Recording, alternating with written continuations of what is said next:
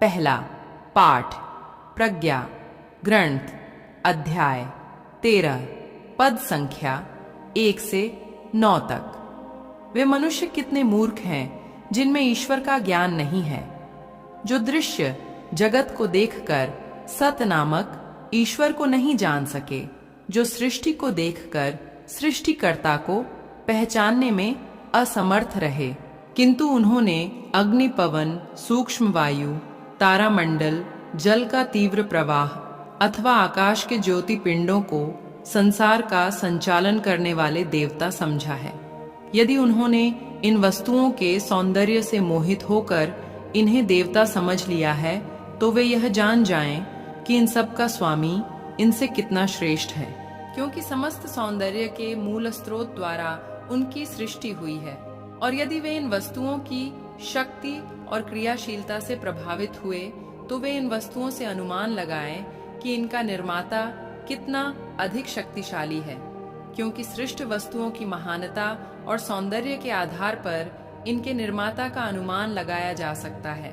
किंतु उन लोगों का दोष बड़ा नहीं है, क्योंकि वे ईश्वर को ढूंढते और उसे पाने के इच्छुक थे, किंतु वे भटक गए। वे ईश्वर के कार्यों के बीच जीवन बिताकर उनकी छानबीन करते और दृश्य वस्तुओं के सौंदर्य के कारण भ्रम में फंस जाते हैं।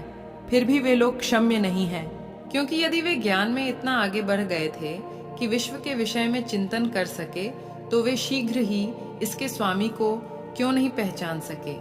यह प्रभु की वाणी है। ईश्वर को धन्यवाद। सुसमाचार संत लूकस अध्याय 17 पद संख्या 26 से 37 तक। जो नूह के दिनों में हुआ था, वही मानव पुत्र के दिनों में भी होगा।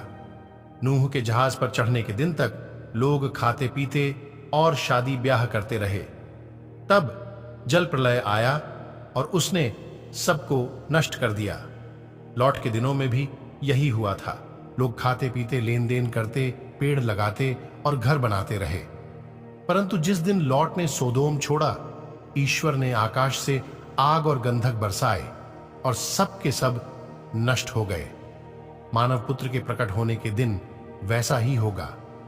उस दिन जो छत पर हो और उसका सामान घर में हो, वह उसे ले जाने नीचे ना उतरे, और जो खेत में हो वह भी घर ना लौटे। लॉट की पत्नी को याद करो। जो अपना जीवन सुरक्षित रखने का प्रयत्न करेगा, वह उसे खो देगा, और जो उसे खो देगा वह उसे सुरक्षित रखेगा।